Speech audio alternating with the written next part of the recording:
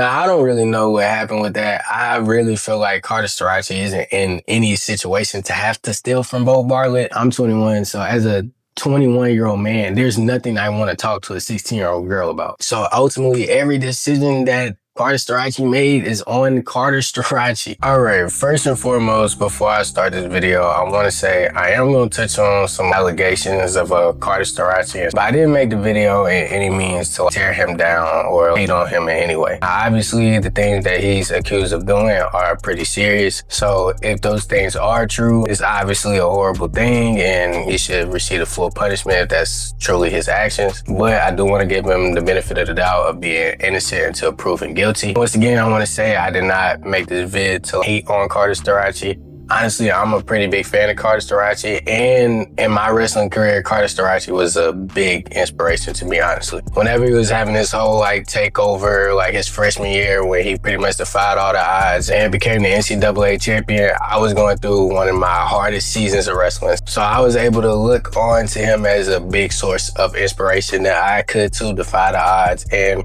be able to climb to the top. I know this might be a big shocker to some of you watching this video, but I'm black. And Carter Starocci being a black wrestler who defied the odds and people really seemed like they wanted him to lose at every corner and being able to come out on top really inspired me at the time. Not just Carter Starocci, it was a lot of other people too. The David Carrs, Aaron Brooks, Mekhi Lewis's, obviously to go Jordan Burroughs. I just wanted to say that before I get into anything I say in the video so people know that I'm not making this video to tear him down. Anyway, without further ado, let's get into the rise and unfortunate fall of Carter Starocci. So if you don't know who Carter Starocci is, he is one of the first, if not the first, 5-time Division I NCAA champion. Now, a lot of the time when people say he's the first person to ever do this, they bring up another wrestler. I forgot his name, but it's John something. He won a few national titles in Division II or III and then won some in Division I. Now, yes, he did obviously win 6 times, I believe it was. But obviously, I feel like that's still a bit different than winning 5 national championships at Division I. Now, I'm not down in Division II, Division III. Everybody who goes to college is a dog. Everybody who goes to college to play any sport usually is pretty good at it. But obviously, Division I is the highest level, so I do think that that accomplishment has to be held at a different standard. So Carter Starocci is actually from Pennsylvania. He was a Pennsylvania kid, which is obviously one of the top wrestling states in the country. And he was able to win 2 state championships in his high school run. I don't think it's really that necessary for me to go through his whole high school accomplishments. Everybody who goes to the Division I for college wrestling is an absolute stud. It's real common. We see them 182 and 0 records, never lost to anybody, all of that good stuff.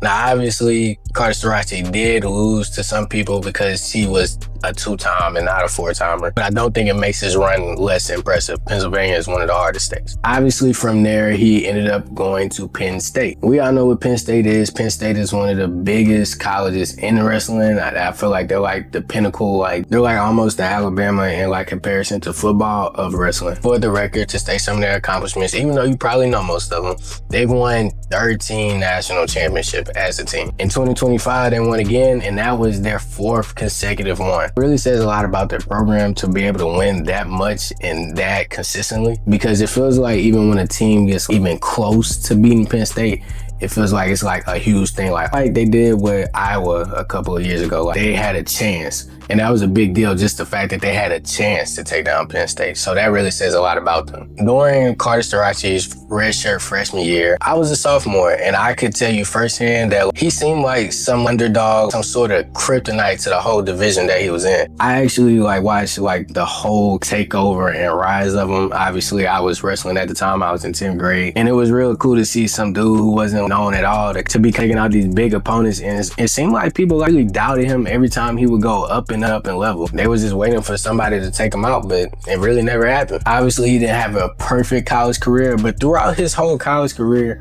he only had 2 losses. I know if you look it up, it's going to say he had 4, but 2 of those 4 were due to injury default, so I don't really feel like that counts, but hey, You can have your own opinion about that. As somebody who was wrestling, and like I said earlier, somebody who was not doing good in wrestling at the time, to see somebody rise up and defy the odds, and somebody who looks like you, was really inspirational to me at the time. I was definitely always on his side. I definitely always wanted to see him knock out the next big guy, whoever that may have been. Obviously, at the end of the year, he ended up going for the national championship and winning as a true freshman, which doesn't happen a lot. This was a big deal at the time. Obviously, by this point, I think everybody really knew that he had the potential to take the title, but a lot of people still thought that he wasn't going to do it. He won his freshman title against Michael Kimmer, and a lot of people thought Michael Kimmer was probably going to win because he had actually just beaten Starocci 2 weeks before that. Obviously, this match wasn't easy either. He beat him in sudden victory, but hey, he still got his hand raised at the end of the day. I feel like the rest of his college career pretty much was a show of dominance. Everybody seemed to just want to know who could really take him down. But again, nobody ever did because he won every year after that. I think the coolest rivalry that I've seen in college wrestling, probably besides David Carr and Keegan O'Toole, was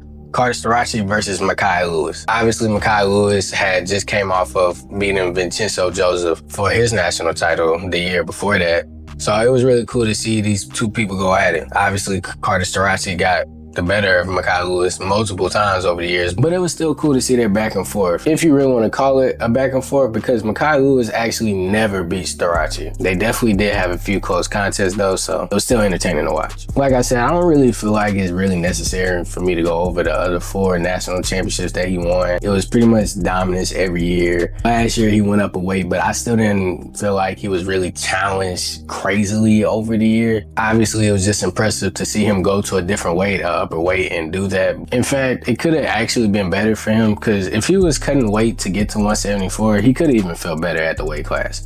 Now, obviously, when you do go up in weight, there are people who are cutting from higher weights to be there, but still, there are a lot of factors that could play into that being impressive or not so impressive. I don't think it's kind of like the Kyle Dake situation where he literally won at 4 different weight classes. Nah, I think that's like crazy, but not to take from Carter Starocci, because again, still impressive nevertheless. You see me. No college championships here. One scandal that Carter was involved in was the fact that his alleged teammate Bo Bartlett said that he stole from his locker. Now, I don't really know what happened with that. I really feel like Carter Starocci isn't in any situation to have to steal from Bo Bartlett, but I mean, they did launch an investigation. It was proven that he did it, so I don't really know what he was going through to make him feel like he had to do that, but it happened. Bo Bartlett released a statement about it and said that when he talked about it and when he told coaches and stuff, it seemed like people really didn't believe him and wasn't taking his side in it. And honestly, I could really believe that. Carter Starocci was probably one of the biggest drawing names on the team. And a lot of the time when an athlete is that good and brings a lot of attention to the program, they tend to get special treatment. I don't think there's anything that's exclusive to college. I think that happens in every sport, every high school, every college. You really name it. Bro, I know people from my school who were star athletes, bro. They would literally fail classes or fail tests, and the teacher would change their tests and all type of stuff, bro. Allegedly. I told you that happened to me. Nah, I'll tell you that. But yeah, I could definitely see Bo Bartlett being turned off from the program for it. Definitely being on the, victim side of that. And I don't think there's any excuse for Carter Starocci to do that. I really am still to this day kind of wondering why he would ever even do this, to be honest. I know at first he probably wasn't getting any NIL money and stuff, but I know he was able to get NIL money after a while. So I don't really feel like he was hurting for anything. So I don't know why he felt the need to steal from another teammate. I feel like your teammates is the people you have a brotherly love with, a brotherly bond. And me personally, I would never even think to steal from my teammates. I would never think to do anything to harm them purposefully. So it really shows a lack of character from him, to be honest. I don't feel like there's any excuse to that. And I hope he's learned from his thieving ways now. But honestly, I can't say anything for that. That's really just low down. Like I said earlier, the biggest allegation is him messing with a underage girl. Now, I'm not going to go into specifics of what he did with the girl and what happened, because I feel like that's all irrelevant. Because we all know that if you're overage, if you're talking to an underage girl, it's wrong. No matter how you want to twist it, no matter how you want to look at it, it is not the right thing to do. And as a grown man, Carter Starocci, I think he's probably 23, 24 at this point, should know that messing with a 17 or 16-year-old girl is not right in any capacity. I don't care if it's texting, talking, the conversation getting a little bit too towards that way, you should know as a grown man when to cut it off. So like I said, as of right now, these are still allegations. But if the allegations are true, bro, you should know as a grown man when to cut stuff off and to never let stuff even get there in the first place. I'm 21, so as a 21-year-old man, there's nothing I want to talk to a 16-year-old girl about at all. Of course, if I'm mentoring or giving life advice or career advice or something in that nature, that's completely different. But to be talking to a 16-year-old on my free time when I could be doing anything else in the world, it's just not gonna happen. So I really can't have sympathy for people who do stuff like this if it's true. And as a college athlete who has a big following, probably has a sizable amount of money, I just don't feel like it's that hard for you to find an overage girl, bro. Which makes it even stranger that you would choose to talk to a child. I really hope, honestly, in the end, that the allegations aren't true, because that will ultimately just be unfortunate to the potential that he could have had in the sport. And if it ends up not being true, I really hate that he had to have the allegations placed on him, because even that could ruin somebody's career. Things like them having to sit out and